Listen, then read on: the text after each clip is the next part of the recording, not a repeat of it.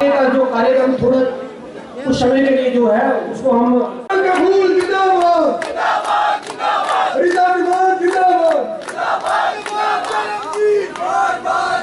और मुख्यमंत्री जी को दरबार भेंट करती हुई रीता विमान जी, ताकि जितने भी राक्षसी प्रवृत्ति के लोग हैं वो शांत हो जाए। भारतीय जनता पार्टी जिंदाबाद, भारतीय जनता पार्टी जिंदाबाद। जयराम जी को जय श्री राम, जय श्री राम, जय श्री राम। जयराम ठाकुर जिंदाबाद, जिंदाबाद, जिंदाबाद। एक बार जयराम जी, बार बार जयराम जी। हिमाचल का नेता कैसा हो। माता की, भारत माता की, कैलू बाबा की, कैलू बाबा की, कैलू बाबा की। आज की इस चुनावी सभा में हमारे बीच में आपकी इस विधानसभा क्षेत्र की बहुत ही जुझारू और लोकप्रिय विधायिका, जिनको भारतीय जनता पार्टी ने फिर से इस विधानसभा क्षेत्र से प्रत्याशी के नाते घोषित किया है। हमारा नेता कैसा हो, और आने वाले समय में नेताजी को जय श्री राम, जय श्री राम, जय श्री जब राम। परिणाम निकलेगा तो हिमाचल प्रदेश की विधानसभा में फिर विधायक बन करके यहाँ से पहुंचेंगी, ऐसी हमारी विधायक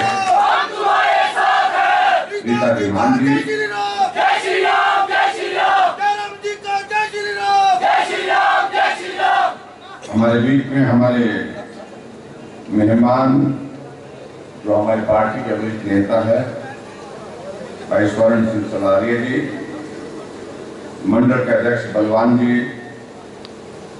ब्लॉक के हमारे चेयरमैन सहदेव जी, पूर्व में वाइस चेयरमैन रहे श्री भुवनेश्वर जी, स्थानीय पंचायत के प्रधान श्री सुरेंद्र भल्ला जी, पार्टी के हमारे साथी श्री अल्पसंख्यक के जो काम करते हैं काशुद्दीन जी, और हमारी मदद करने के लिए यहाँ पर प्रभारी के नाते आए संदीप मनहास जी, जिला के युवा मोर्चा के अध्यक्ष श्री आदर्श जी, मंडल के हमारे साथी श्री अश्विनी जी, पवन जी, विकास जी, श्यामलाल जी, और उपस्थित सभी यहाँ भाइयों बहनों नौजवान साथियों और पत्रकार मित्र।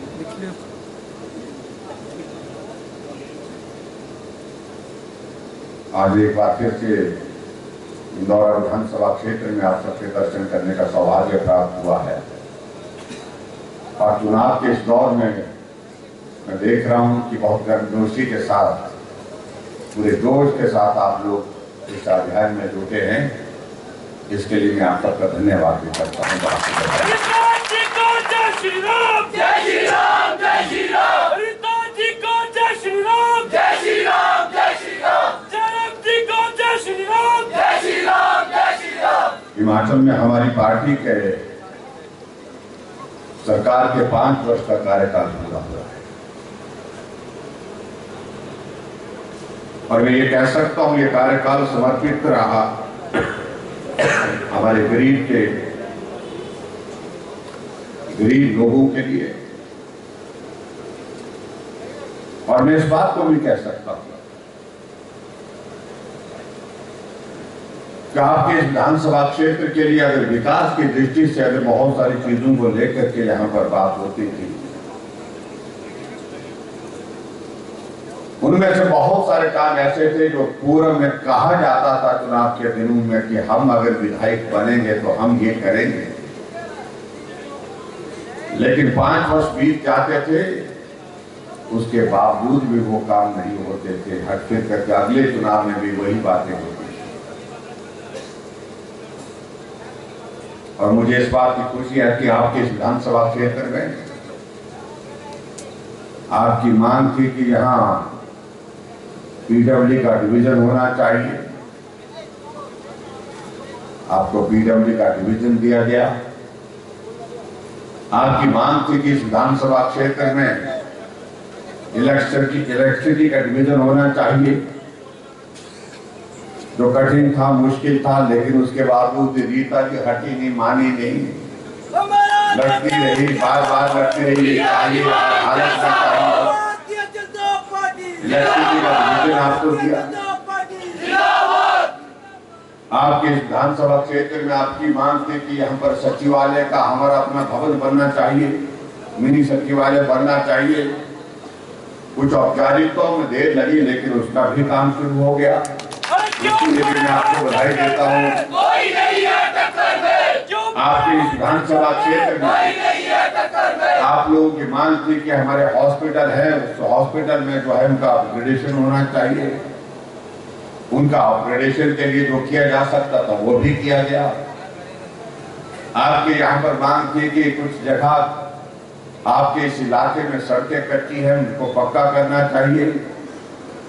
मैं अगर नाम एक एक का लूं तो लंबा जाएगा। तो सड़कें पक्की की गई। आपके यहाँ पर मांग थी कि यहाँ पर पीने की पानी की कुछ जगह हमारी समस्या है, उसके लिए उसका समाधान होना चाहिए। उसके समाधान के लिए पैसे दिए, काम हुआ। और इस बात को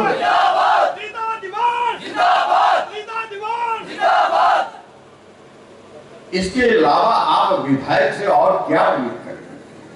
पानी की जरूरत जहां थी पानी दिया, सड़क की जरूरत थी वहां सड़क दी, स्वास्थ्य संस्थान की जरूरत जहां थी वहां स्वास्थ्य की सुविधा दी, जहां शिक्षा के संस्थानों की जरूरत थी वहां पर शिक्षा के संस्थान दिए। हर तरह से इस विधानसभा क्षेत्र में काम करने के लिए प्रयत्न। और मैं हिमाचल प्रदेश की विधानसभा में अपने साथियों के साथ में कई बार चर्चा करता हूं। लोगों के बीच में रह करके काम करना, सुबह से शाम तक लोगों के बीच में उनकी सेवा करना। अगर किसी विधायक के नाते अगर सबसे ज्यादा वक्त कहीं गुजारा है, मैं इस बात को दावे के साथ कह सकता हूं, तो रीता जी ने आपके बीच में काम करते हुए 5 वर्ष आपकी सेवा की।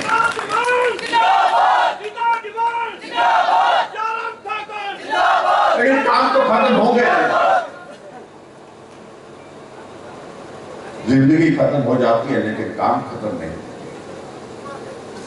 आप घर में भी रहते हैं, घर के भी 4 काम होते हैं, 2 हो जाते हैं, 2 रह जाते हैं, 2 फिर हो जाते हैं तो कोई और रह जाता है।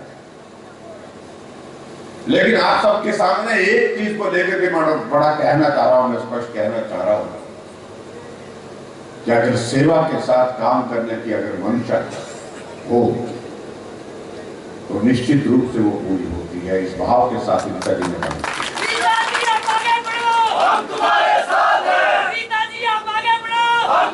हम चुनाव के इस दौर में हैं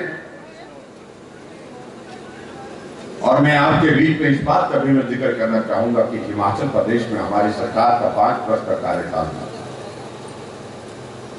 कहने को 5 वर्ष, लेकिन सही मायने में काम करने के तो 3 वर्ष मिले। 2 वर्ष तो कोविड के उस दौर में गुजर गए। लेकिन फिर भी इस कोविड के इस दौर में गुजरने के बावजूद भी हम आज तक के हिमाचल प्रदेश के इतिहास के 5 वर्ष, कोई भी 5 वर्ष निकाल करके आप देखिए, अगर काम की तुलना इन 5 वर्षों के साथ की जाए तो कोई भी 5 वर्ष का कार्यकाल हमसे बेहतर नहीं गुजरा है। विकास की बात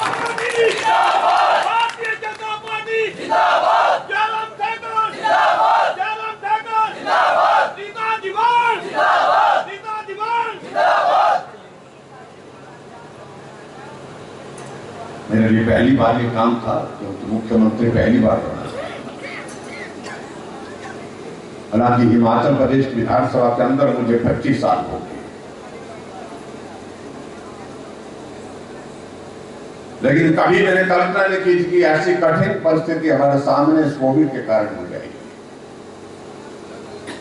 अगर सामान्य परिस्थिति का ये दौर रहा होता तो मैं दावे के साथ कह सकता हूं और भी बहुत चीजें की जा सकती थी, लेकिन उसमें बाधा आई, कठिनाई आई। जब हमारे सामने इस तरह का प्रश्न खड़ा हो गया कि आदमी की जिंदगी बचाना ये पहली प्राथमिकता है। ये आज से पहले 5 मुख्यमंत्री हिमाचल प्रदेश में और भी रहे, कभी किसी मुख्यमंत्री को ऐसे दौर में से गुजरना नहीं पड़ा। जब आदमी की जिंदगी संकट में पड़ गई थी तो हमने जिंदगी बचाने के लिए जो किया जा सकता था वो करने की कोशिश की।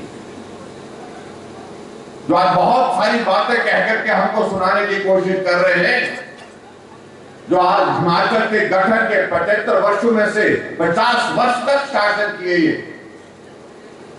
अगर उनसे पूछा जाए उस कोविड के दौर में आपके दौरान कितने वेंटिलेटर हिमाचल प्रदेश में थे, शासन 50 वर्ष किया है, वेंटिलेटर की संख्या 30 थी।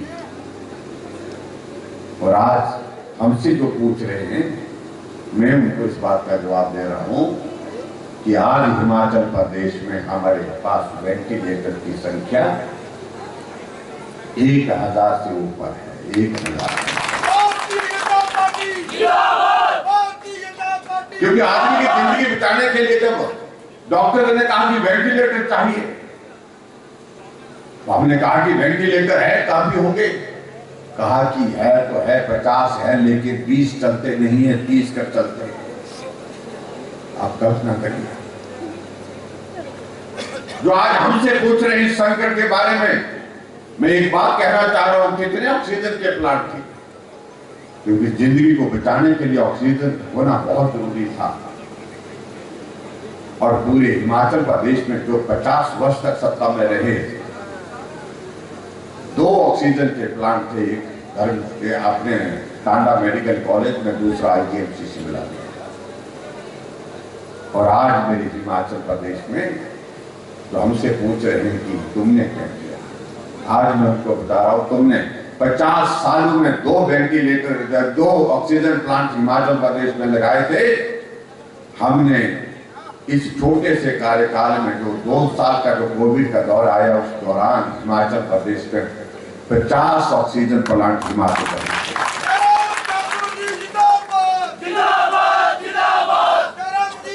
अब इनको कहने की बेहतर होगा आपकी कि आप इन सारी चर्चाओं में ना जाए।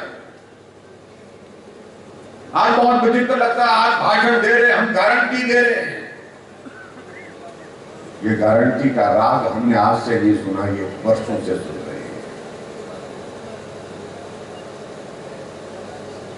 लेकिन विचित्र तो ये लग रहा है कि जो गारंटी दे रहे हैं उनकी पहले अपनी ही गारंटी नहीं है। पूरे देश में क्या हश्र है उसका? उत्तर प्रदेश में चुनाव लड़े, 367 सीटों पर जमानत जब्त हुई है, 367 सीटों पर जमानत जब्त हुई है, तो वहां पर लंबे समय तक कहते हैं कि हम सत्ता में आएंगे हिमाचल प्रदेश में। अरे सत्ता में आने की बात तो आप पंजाब में भी कह रहे थे, लेकिन सत्ता में आए क्या? सत्ता में आने की बात है तो वो उत्तराखंड में भी कह रहे थे, लेकिन उत्तराखंड में आए क्या?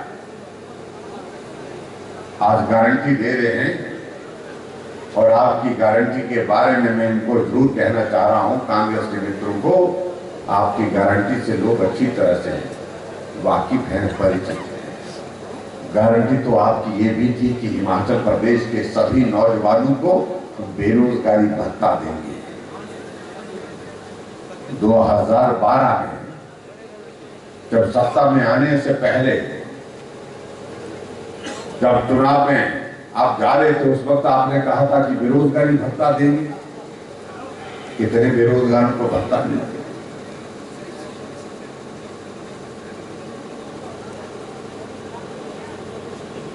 वादा तो ये किया था हमने, गारंटी तो इस बात की दी थी कि महंगाई बिल्कुल नहीं होगी, गारंटी तो इस बात की दी थी कि कोई भी आदमी बेरोजगार नहीं होगा। अगर पूरे प्रदेश में अगर बेरोजगारी की ये परिस्थिति है जो हमारे सबके लिए चिंता का विषय बना हुआ है, तो प्रश्न सबसे पहले उनसे पूछना चाहिए जो आजाद भारत के इतिहास में 75 वर्षों में से 50 साल तक सत्ता में रहे। ये 4 साल में, 5 साल में बेरोजगारी नहीं हो रही है। लेकिन उनकी उन सारी बातों को लेकर के जो कह रहे अपने आप में वो परिहास का मजाक का विषय बना हुआ है। हम हिमाचल प्रदेश में सत्ता में आए और सत्ता के बाद हमने आने के बाद हमने गरीब के करीब रह करके काम करने की कोशिश की है।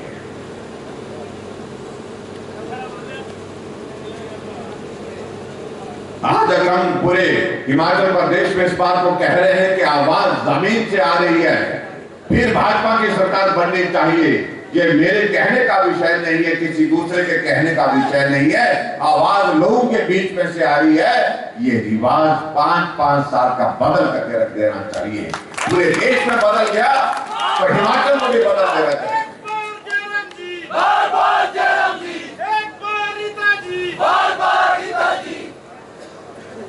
तो कांग्रेस का हर्षनाद हमारे सामने है, उस बात को आप सोचिए किस प्रकार से हुआ है। हमारी वजह से नहीं, आपकी वजह से नहीं, उसकी वजह उनके अपने काम करने के तौर तरीके, भ्रष्टाचार की सारी सीमाएं पार करती हैं। आप अंदाजा लगाइए, कांग्रेस की शासन, कांग्रेस का पूरे देश में जब शासन था, भ्रष्टाचार के मामले को लेकर के भी इनका आपस में प्रतिस्पर्धा का दौर होता था। 1,76,000 करोड़ रुपए का घोटाला, 1,86,000 करोड़ रुपए का घोटाला। लेकिन दूसरी तरफ देखिए, नरेंद्र भाई मोदी जी को 8 वर्ष हो गए। कहीं एक आदमी कहीं उंगली उठा करके कह सकता है कि नरेंद्र भाई मोदी जी बढ़िया।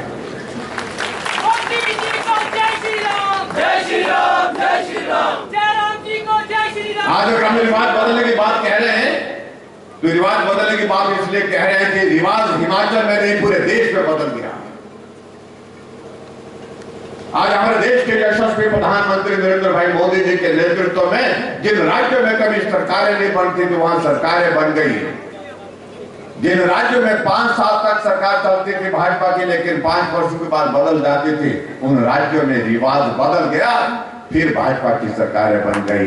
उत्तर प्रदेश आपके सामने है, जहां 37 वर्षों से हर बार सरकार बदल जाती थी। अब की बार योगी जी थे, फिर योगी जी आ। उत्तराखंड में जब से उत्तराखंड बना हर बार सरकार बदल जाती थी, लेकिन अब की बार धामी जी थे, धामी जी फिर बने। ये अंदर है जिसको समझने को समझाने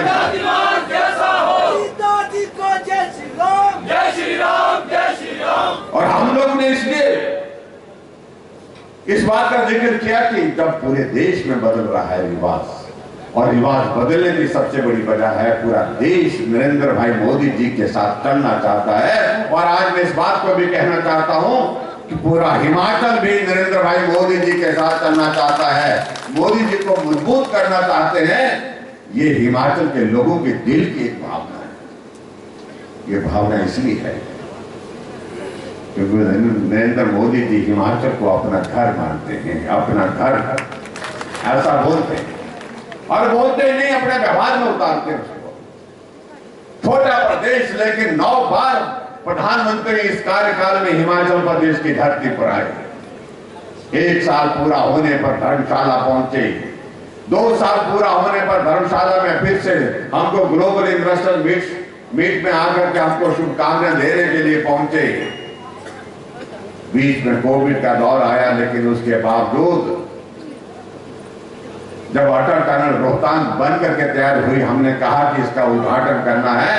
कोविड के बीच में भी प्रधानमंत्री जी अपने दिल्ली से आकर के हिमाचल आए, मनाली गए, लाहौल स्पीति गए, और अटल टनल रोहतांग 350 करोड़ रुपए की लागत से 3,500 करोड़ रुपए की लागत से जो बन करके तैयारी थी उसका उद्घाटन। 4 साल का कार्यकाल हमारी सरकार का हिमाचल में पूरा हुआ। प्रधानमंत्री जी मंडी में हमको आशीर्वाद देने के लिए पहुंचे, और उसके बाद 8 साल का कार्यकाल प्रधानमंत्री जी का अपना पूरा हुआ। प्रधानमंत्री के तौर पर शिमला के रिज के मैदान पर पहुंचे। चीफ सेक्रेटरी की कंक्लेव होती है तो धर्मशाला में आकर के यहाँ पर 2 दिन रहते हैं प्रधानमंत्री जी, और उसके बाद ऑल इंडिया मेडिकल इंस्टीट्यूट का उद्घाटन करने के लिए बिलासपुर पहुंचे। बिलासपुर से उड़ान भरने के बाद कुल्लू में कहा दशहरा, जहां जिस दशहरे को उन्होंने वर्षों पहले देखा था, उस दशहरे में देवी देवताओं का आशीर्वाद लेने के लिए। फिर कहा कि चंबा रह गया, चंबा मेरी जाने की इच्छा है, और चंबा में आना हुआ। चंबा में आकर के जहां मिंदर का मेला होता है, चंबा का चौगान, वहां आज तक के इतिहास की सबसे बड़ी सभा को संबोधित किया चंबा के चौगान में। लेकिन कई बार चिंता लगता है, प्रधानमंत्री जी आते हैं तो कांग्रेस के लोगों का एक जुमला है, हर बात का जुमला है कि प्रधानमंत्री जी तो आए थे लेकिन दिया कुछ नहीं। अब क्या करें, उनको आदत पड़ी है।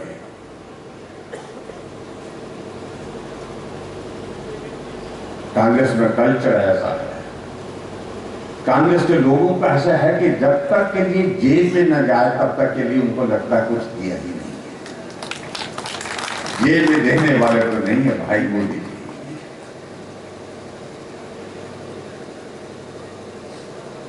ऑल इंडिया मेडिकल इंस्टीट्यूट का 1400 करोड़ की लागत से बन करके जमीन पर उद्घाटन, शिलान्यास, दोनों चीजें नरेंद्र भाई मोदी जी के हाथों से हुई। इसको वो विकास नहीं मानते, ये उनको दिखाई नहीं देता है। हाइड्रो इंजीनियरिंग कॉलेज लगभग 150 करोड़ की लागत से बिलासपुर में बन करके तैयार है, इसको वो विकास नहीं मानते। बिलासपुर में बल्क ड्रग फार्मा पार्क जो पूरे देश में 3 मिले, 3 में से 1 हिमाचल प्रदेश को मिला, जिसमें आने वाले समय में 20,000 से ज्यादा नौजवानों को रोजगार मिलेगा, 50,000 करोड़ रुपए से ज्यादा का इन्वेस्टमेंट उसमें आएगा, उसका शिलान्यास किया, वो उन्हें विकास नहीं दिखता है। मेडिकल डिवाइस पार्क 500 करोड़ की लागत से नालागढ़ में उसका शिलान्यास हुआ, वो उन्हें विकास नहीं दिखता है। वंदे भारत ट्रेन पूरे देश में 4 शुरू हुई और 4 में से 1 हिमाचल प्रदेश के ऊना से शुरू हुई, उसे विकास नहीं कहते। चंबा में आना हुआ, 3,000 करोड़ रुपए की लागत से प्रधानमंत्री ग्राम सड़क योजना की फेज 3 की शुरुआत हुई, और उसके साथ साथ में वहां 2 हाइडल प्रोजेक्ट के शिलान्यास हुए, उसको विकास नहीं मानते कांग्रेस के लोग। कहते थे मोदी जी आए लेकिन दिया कुछ नहीं। मोदी जी ऐसे नेता नहीं है जो मंच पर से घोषणा करते हैं, वो पहले देते हैं और उसके बाद उसका जिक्र करने के लिए जरूर आते हैं। ये हमारे कांग्रेस के मित्रों को समझता है और हमारे लिए गर्व का विषय है भाई और बहनों। आज हमारा देश एक मजबूत नेतृत्व के हाथों में, जिस नेतृत्व की वर्षों से जरूरत थी, वो जरूरत आज पूरी हो पाई। जो कांग्रेस के मित्र हमसे पूछते हैं कि किस बात के लिए वोट दिया जाए भाजपा को इसलिए वोट दिया जाए कि देश ही नहीं दुनिया के मानचित्र पर भारत आज मस्तक उठा करके चल रहा है। जहां धारा 370 को समाप्त करने की बात थी, वो धारा 370 को हमने अपनी आंखों के सामने लोकसभा और राज्यसभा में समाप्त होते देखा है, बिल पारित होते देखा है। इसलिए भाजपा को वोट देना है, इसलिए भाजपा के साथ चलना है। जो हमारे पड़ोस के देश, पड़ोसी देश तो हरकत करता रहता था, कितने ऐसे हमारे सेना के जवानों के ऊपर इस प्रकार से वहां पर हमले हुए, जान चले गई, शहादत हो गई उनकी। उसका बदला लेने के लिए भारत के अंदर कहा नरेंद्र भाई मोदी जी, यहां को छोड़ेंगे नहीं, लेकिन जहां भी तुम हैं वहां भी छोड़ेंगे नहीं। भारत की धरती से विमान उड़ करके पीओके में जा करके कार्रवाई करके जाते हैं, वहां पर बम गिरा करके आ जाते हैं, वहीं उनको दफन करके आ जाते हैं। ये पूरी दुनिया के लिए संदेश है, भारत को आप हल्के में मत लीजिए। मोदी जी को जय श्री राम, जय श्री राम। इसलिए भारतीय जनता पार्टी अब क्या कहते, राम मंदिर हम आएंगे, मंदिर का निर्माण करने की बात कहते थे। हमेशा एक ही बात कहते थे, राम लला हम आएंगे, मंदिर वहीं बनाएंगे। हम कई बार सोचते थे कि हमारे बुजुर्ग भी यही कहते कहते चले गए, शायद हमको भी ये कहते कहते ही चले जाना होगा।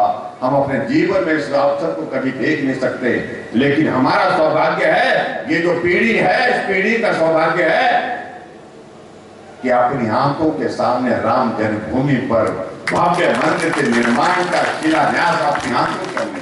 भगवाई लहराया था, भगवाई लहराएगा, भगवाई लहराया था, भगवाई लहराएगा, एक नहीं टकराएगा, अनेक बातों को हम टकराएगा। इसलिए इस चुनाव में और कुछ नहीं, सिर्फ एक ही बात है कि हिमाचल मोदी जी के साथ चलना चाहिए। मोदी जी का हिमाचल मोदी जी के साथ,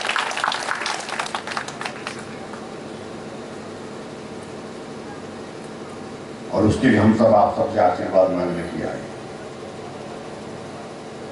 जब हमने कहा कि रिवाज बदलेंगे, तो हमारे कांग्रेस के एक नेता बहुत परेशान हो गए कि रिवाज कैसे बदलेंगे, और एक नौजवान नेता को ऐसा बोलने लग पड़े कि ये रिवाज आज तक राजा साहब भी बदल नहीं पाए, तो जयराम तो किस खेत की मूली है, बड़े बड़े नहीं बदल पाए बोलते। मैंने कहा कोई बात नहीं भाई, हम चाहे गाजर है, मूली है, जो भी आप कहना चाहे करें, लेकिन एक बात मैं कहूँगा, जो बड़े लोग अपने आप को बहुत बड़ा मानते हैं, दिमाग उनका ठीक छोटे लोग ही करते हैं। ये जरूरी नहीं है कि बड़े काम बड़े लोग ही करें। मैंने कहा कभी जिंदगी में ऐसा भी दौर आता जब छोटे लोग बड़ा काम भी करते हैं, बड़े लोगों से भी ज्यादा करते हैं। इसलिए मैंने हिमाचल प्रदेश में 75 वर्ष हमारे हिमाचल प्रदेश की के गठन के पूरे होने पर पूरे प्रदेश में गया, सबका धन्यवाद करने के लिए गया। इसलिए गया क्योंकि सिर्फ बड़े लोगों का जिक्र नहीं होना चाहिए हिमाचल को यहाँ पहुंचने में और पहुंचाने में, छोटे लोगों का भी जिक्र होना चाहिए, आप लोगों का भी योगदान।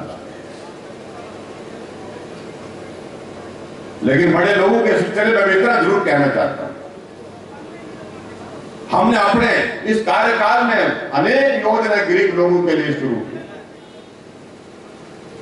लेकिन बड़े लोगों को ये सारे ख्याल नहीं आए, क्योंकि उन्होंने गरीब न जाने की कोशिश की, ना उनकी पीड़ा को समझने की कोशिश की, ना उनकी परिस्थिति में से गुजरने की कोशिश की।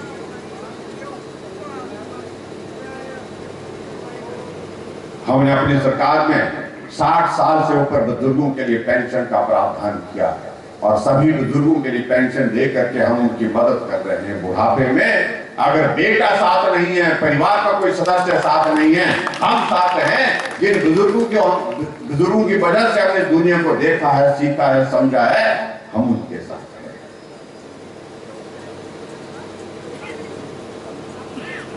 ये कांग्रेस के लोग 400 करोड़ खर्च करते थे पेंशन पर, हम 1300 करोड़ रुपए खर्च कर रहे हैं। बड़े लोग हैं, उनको मालूम नहीं है कि जब 1800 रुपए की पेंशन किसी बुजुर्ग को आती है, खाते में आती है, वो अपने जरूरत की कितनी छोटी छोटी चीजों को पूरा करने के लिए उसका उपयोग करते हैं। और बड़े लोग जब बड़े बड़े होटल में, रेस्टोरेंट में जाते हैं, खाना खाते हैं, और खाना खाने के बाद 2000 की वेटर को ही टिकट दे देते हैं। उनके लिए उसका महत्व नहीं है, वो नहीं समझ पाएंगे इस बात को। लेकिन गरीब के करीब जयराम ठाकुर रहा है, हमने इस पीड़ा को समझा है, इसलिए हमने कहा कि मदद गरीब आदमी के इलाज के लिए हमने इंतजाम किया। इतने लंबे समय तक सत्ता में रही कांग्रेस पार्टी, कभी सोचा नहीं कोई गरीब आदमी अगर बीमार हो जाएगा उसका इलाज कैसे होगा। बड़े लोगों को कोई बीमारी लगती है तो प्राइवेट हॉस्पिटल में एयर कंडीशन कमरे में उनका इलाज हो जाएगा। सरकारी हॉस्पिटल में भी जो है उनके लिए बहुत बढ़िया कमरा मिल जाता है, वीआईपी रूम मिलता है, जिसको कहते हैं वीआईपी रूम, वो मिल जाता है। लेकिन कोई गरीब आदमी बीमार हो जाए, पैसे उसके इलाज के लिए उसके पास नहीं है, तो उसका खर्च कैसा होगा, उसका इलाज कैसे होगा। तो लंबे समय तक सत्ता में रहे, बार बार सत्ता में रहे, एक बार नहीं अनेक बार रहे, कभी उस गरीब के बारे में कभी सोचने की उनको जरूरत महसूस नहीं हुई, क्योंकि वो बड़े थे। हम छोटे लोगों ने सोचा आज मेरा गरीब हिमकेयर का कार्ड लेकर के जाता है, अगर पैसे नहीं है हिमकेयर का कार्ड लेकर के जेब में जाता है, हॉस्पिटल जाता है, हॉस्पिटल में एडमिट होता है, उसका इलाज उससे होता है। 3.5 लाख लोगों का इलाज बिना पैसे के हमने किया। सत्ता में लोग रहे, बार बार रहे, जो अपने आप को बड़ा मानते हैं, बड़ा बोलते हैं, लेकिन कभी उनका ख्याल नहीं आया। हमारी बहन के घर में, हमारी मां के घर में गैस का चूल्हा गरीब परिवार में भी होना चाहिए, ये कभी उनका सोचने का विषय नहीं बना। हमने कहा कि अगर गैस का चूल्हा किसी गांव में आ गया, किसी घर में आ गया, तो हमारी बहनें जो गरीब परिवार की, वो देखती हैं कि ये गैस जलती कैसे है, ये जलती कैसे है, ये बुझती कैसे है। काश हमारे पास भी ऐसी होती गैस, तो हम भी अपने घरों में लगाते। हमने कहा कोई भी गरीब गैस के चूल्हे के बिना नहीं होगा, हर घर में गैस का कनेक्शन पहुंचाने में हमारी गरीब आदमी इस पीड़ा को हमारे बड़े लोग नहीं सोच पाए। हमने आगे बढ़कर के काम किया। हमने कहा बेटी गरीब है, गरीब बेटी की शादी के लिए माँ बाप का आशीर्वाद जब मिलता है, लेकिन माँ बाप की भावना होती है काश मेरे पास पैसे होते तो मैं अपनी बेटी के हाथ में कुछ पैसे देकर के उसको विदा करता। एक माँ की भावना, एक पिता की भावना बेटी के लिए किस प्रकार की होती है, कोई सरकार नहीं सोच पाई इस बात को लेकर। मैं बैजनाथ में कार्यक्रम में गया था, हमने उस तरह से इस योजना को, शगुन योजना हमने शुरू की। उस शगुन योजना के लाभार्थियों को कुछ को बुलाया था। एक बेटी से हमारा मिलना हो गया।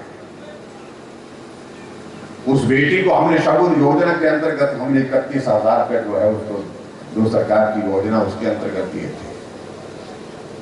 मेरी इच्छा हुई जानने की, उस बेटी से मैंने पूछा, मैंने कहा बेटी तो तुम्हारी शादी हुई, तुमको बहुत बधाई, हमारी ओर से शुभकामनाएं हैं, और मैं जानना चाहता हूं तो 31,000 रुपये हमने शगुन योजना का आपको भेजा था, उसका आपने क्या किया? अपने पति को दे दिए, अपने खाते में जमा किए, क्या किया? और उस बेटी ने खड़े होकर के मारे को कहा कि मैं आपका धन्यवाद करती हूँ कि आपने मुझे वो शगुन योजना के अंतर्गत 31,000 रुपये भेजा, लेकिन जब पूछ रहे हैं आप कि वो पैसे का क्या किया, तो मैंने वो पैसे अपने खाते से निकाल करके अपने पिता के हाथ में दे दिए। सब लोग वहां पर बैठे थे, सब लोग इस बात को लेकर के हैरान थे कि बेटी ने पिताजी के हाथ में क्यों दे दिए पैसे। और मैंने पूछा कि मेरे बेटे वो पैसे तो आपको दिए थे, क्योंकि शादी आपकी थी, आपको शगुन योजना के अंतर्गत होती, मुझे मालूम है, लेकिन मेरे मन में एक भाव आया कि मेरे पिताजी जो मजदूरी करते हैं, और जब मेरी शादी की बात चली तो पिताजी ने कहा कि थोड़ा गांव वालों को बुलाना चाहिए, रिश्तेदारों को भी बुलाना चाहिए, विदाई के समय बेटी की विदाई के समय उसको आशीर्वाद मिले सब गांव वालों का, रिश्तेदारों को, ये जरूरी है। और उसके लिए जो इंतजाम करने की जरूरत थी, जो धाम छोटी सी हमने वहां पर अरेंज की थी, जो उन्हें निमंत्रण देने के बाद उसके लिए कुछ पैसे खर्च होने थे, जो पैसे उनके पास नहीं थे, रिश्तेदारों से पैसे कुछ जगह उधार लिए। मेरे मन में इस बात को लेकर के बोझ था। मैं तो विदा होकर के जा रही हूं, लेकिन मेरे पिताजी मजदूरी करके मेरी विदाई के समारोह, इस कार्यक्रम का जो पैसा बोझ है उसको पता नहीं कब तक चुकाते रहेंगे। ऐसे में मुझे लगा कि मैं बोझ बन करके बेटी घर से नहीं जानी चाहिए। मैंने वो 31,000 अपने खाते से निकाल करके पिताजी को दिए कि आपका आशीर्वाद मेरे लिए काफी है और आपका आशीर्वाद मेरे ऊपर बना रहे, यही बड़ी बात है। ये पैसे आप जिन लोगों से आपने दिए हैं उनको आप वापस कर दें ताकि थोड़ी सी मदद हो। ये भाव एक बेटी के थे, और बेटी अपने पिता के लिए, मां के लिए किस प्रकार की भावना व्यक्त कर सकती है, इस बात का आप अंदाजा लगा सकते हैं। इसलिए बहुत सारी चीजें हैं जो आज से पहले कभी किसी ने सोची। हमने गरीब के करीब रह करके कहा। हिमाचल प्रदेश में ऐसे लोग जो बिस्तर पर पड़े हैं, जो चल नहीं सकते, अपना काम नहीं कर सकते, ऐसे भी बहुत सारे लोग हैं। बीमारी ऐसी लग गई जो जिंदगी भर जिसका इलाज करना पड़ेगा। ऐसे लोगों के लिए हमने सहारा योजना की शुरुआत की, और हमने सोचा था कि ये 2-4 हजार 5,000 लोग होंगे। 20,000 लोग हिमाचल प्रदेश के ऐसे निकले जो बिस्तर पर हैं, जिनको पानी भी पिलाना है तो दूसरे को मदद के लिए खड़ा होना पड़ता है। अगर उनको टॉयलेट भी ले जाना है तो भी उठा करके ले जाना पड़ता है। ऐसी बीमारी के शिकार हुए पड़े हैं, और ऐसे लोगों के खाते में हम हिमाचल प्रदेश में सहारा योजना के अंतर्गत हर व्यक्ति के ऐसे जो 20,000 हैं, उनके खाते में 3,000 रुपये हर महीने की हम मदद से। सरकारें पहले रही, लेकिन ये नहीं सोचा, क्योंकि बड़े लोग रहे जो कांग्रेस वाले कह रहे हैं कि बड़े लोगों का ये विषय सोचने का हो ही नहीं सकता है। ये छोटा आदमी समझ सकता है, छोटे जो गरीब के लोग, गरीब के करीब रह करके जिसने काम किया वही सोच सकता है। हमने आज मुझे इस बात की खुशी है कि अगर महिलाओं की संख्या आधी आबादी का आधा हिस्सा है, पूरी आबादी का आधा हिस्सा है, तो हमने ये भी तय किया कि उनका किराया आने जाने का भी आधा लेंगे, आधे किराए के।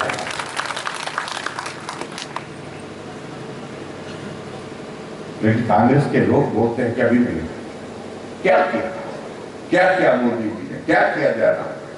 मैंने कांग्रेस को बोला, भाई बात सुनो, मैंने कहा कभी कभी तो भगवान से भी करा करो, इतना भी झूठ मत बोलिए, इतना भी झूठ मत करिए। और इसलिए मैंने कहा तुम भी लाभार्थी हो नरेंद्र भाई मोदी जी की एक योजना के नहीं, अनेक योजना, तुम भी लाभार्थी हो हमारी प्रदेश सरकार की एक योजना के लिए अनेक योजना के लाभार्थी। बोला नहीं, मैंने कुछ नहीं लिया। मैंने कहा कसम खा कुछ नहीं लिया। वो तो कसम खा के बोल रहा हूं, हमने कोई लाभ नहीं लिया। मैंने कहा कि तुमको वैक्सीन के 2 टीके लगे, बोलते नहीं वो तो 3 लगे, दूसरे डोज भी लगे। मैंने कहा पैसा लिया? कहा कि पैसा तो नहीं लिया। मैंने कहा एक डोज 500 रुपए, कम से कम 500 रुपए की एक डोज लगती है, तो 5 गुणा 3 1500 रुपए का लाभ आपको भी मोदी जी ने दिया कि नहीं दिया? चुप हो गया, इधर उधर देखने लगे। अरे इतना झूठ मत बोलिए। उनके खाते में 6,000 रुपए पूरे 1 साल का आ रहा है किसान सम्मान निधि का, और हिमाचल प्रदेश में 85% जो हमारे किसान हैं, छोटे किसान हैं, जिनके पास 25 बीघा से कम जमीन है, उन सबके खाते में आ रहे हैं, सबके खाते में वो पैसा आ रहा है। मैंने कहा वो पैसा खाते में आ रहा है? बोलता 6,000। हाँ वो तो आ रहा है। तो मैंने कहा फिर? बोलता कि मोदी जी ने क्या किया। फिर उसके बाद हमने कहा कि आपके वहां पर घर में नलका लगा होगा? बोलता हाँ नलका तो लगा है। रसोई में भी लगा है? बोलता हाँ लगा है। मैंने कहा बाथरूम में भी लगा है? बोलता हाँ लगा है। वॉश बेसिन भी लगा है? बोलता हाँ वहां भी लगा है। मैंने कहा किराया आ रहा है? वो तो पहले आता था, पिछले अब 4 महीने 6 महीने से नहीं आ रहा है। पानी भी मुफ्त दे दिया, पानी का किराया भी माफ कर दिया, उसके बावजूद भी कहते हैं कि क्या। हमने कहा तुम्हारे घर में बिजली लगी हुई है कि नहीं लगी हुई? बोलता हाँ बिजली तो लगी है, बड़ी प्राणी लगी हुई है। बिजली का बिल कितना आता था? बोला आता था 400 रुपए 500 रुपए ऐसा आता था बिजली। मैंने कहा अब कितना आ रहा है? बोलता अब नहीं आ रहा है, अब नहीं आ रहा है। 125 यूनिट हमने जीरो बिल के साथ हिमाचल प्रदेश में किया। अरे जब ये सारी चीजें हो रही है, तुम किस बात के लिए कांग्रेस पार्टी के समर्थक बने हुए? किस बात के लिए कांग्रेस पार्टी को वोट दे रहे हैं? आप बताइए। हमने कहा कि इनमें से आप बताइए कांग्रेस पार्टी की ओर से आपको क्या योगदान रहा, क्या मिला है? बेचारा बगले जानते रहे, कुछ जवाब नहीं दे पाए। ये स्थिति कांग्रेस की है। भारतीय जनता पार्टी भाई और बहनों, आप सबके बीच में यही कहना, इस विधानसभा क्षेत्र में रीता धीमान जी ने जो कहा वो हमने किया है। और हमने कोशिश ये भी की, जो यहां पूर्व विधायक मनोहर जी, कि वो भी साथ चले, मिलकर के साथ चले, मिलकर के काम करें। और आज जिन बातों का वो शायद जिक्र कर रहे हैं कि ये मैंने किया, ये मैंने किया, हमने तो इसलिए किया था, थोड़ा बहुत अगर मदद की भी होगी वो इसीलिए की थी कि ये जिसको टिकट मिलेगा उसके साथ चलेंगे। आज मैं चाहता था कि यह मंच पर वो होने चाहिए थे, यहाँ पर साथ होने चाहिए थे, और यहाँ से मंच पर से वो भाषण देते कि भारतीय जनता पार्टी की सरकार ने मुझे इन 5 वर्षों में सम्मान दिया, विधायक से के बराबर यहाँ पर रखा इस विधानसभा क्षेत्र में, क्योंकि हमारी पार्टी के नेताओं ने कहा था कि रीता जी को टिकट देंगे तो उनको कुछ बनाएंगे, तो ये वादा पूरा किया था। तो आज उनको यहाँ होना चाहिए था, लेकिन उसके बावजूद यहाँ नहीं। और मैं यही कहना चाहूंगा, मैं जिक्र बहुत लंबा नहीं करना चाहता, उनको इस बात को समझना होगा, ये प्रदेश सिर्फ मोदी जी को जानता है, ये मोदी जी को पहचानता है, मोदी जी के साथ करना चाहता है, सिर्फ भाजपा की सरकार बनाना चाहता है। इसलिए आप सबसे भी मेरा इस बात के लिए आग्रह है कि कहीं चिंता करने की आवश्यकता नहीं, आप डट करके चलिए। ये हिमाचल मोदी जी के साथ चट्टान की तरह खड़ा होना चाहिए, और उसके लिए जरूरत है कि इस विधानसभा इंदौरा में जो विकास कार्य हुए उनको भी ध्यान में रखते हुए, जिस प्रकार से रीता जी ने आपकी सेवा की है 5 वर्ष में, उन बातों को ध्यान में रखते हुए रीता धीमान जी को आप भारी बहुमत के साथ जिता करके शिमला भेजें। और महिला होने के नाते तो मेरा विशेष तौर से माता बहनों से इस बात के लिए आग्रह है कि एक तरफ होना चाहिए, जीत ही नहीं शानदार जीत होनी चाहिए इस विधानसभा क्षेत्र से रीता जी की। उसके लिए मैं आप सबसे निवेदन करता हूं, और मुझे पूरा भरोसा है ये इंदौर भाजपा का है, ये भाजपा का ही रहेगा, भाजपा के साथ चलेगा। और हिमाचल मोदी जी का है, हिमाचल मोदी जी के साथ चलेगा। यही बात कहते हुए आप सब आज के इस कार्यक्रम में यहाँ पर उपस्थित हुए। सरकार भाजपा की बनेगी, और हम ये कहते हैं भाजपा की ही बनेगी, भाजपा की ही बनेगी।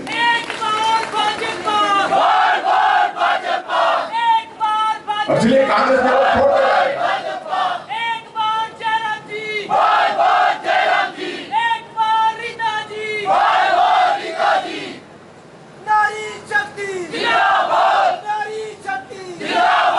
मेरा आप सबसे निवेदन है कि 12 तारीख बहुत करीब है, आज से सिर्फ 10 ही दिन बचे। एक एक वोट भाजपा के लिए, एक एक वोट नरेंद्र भाई मोदी जी के लिए, एक वोट भाजपा की सरकार बनाने के लिए आप दे। इतनी बात कहते हुए रीता धीमान जी को आप बहुत बड़े बहुमत के साथ जिता करके भेजेंगे, इस विश्वास के साथ मैं अपनी बात समाप्त करता हूँ। बहुत बहुत धन्यवाद, नमस्कार, जय हिंद, जय हिंद।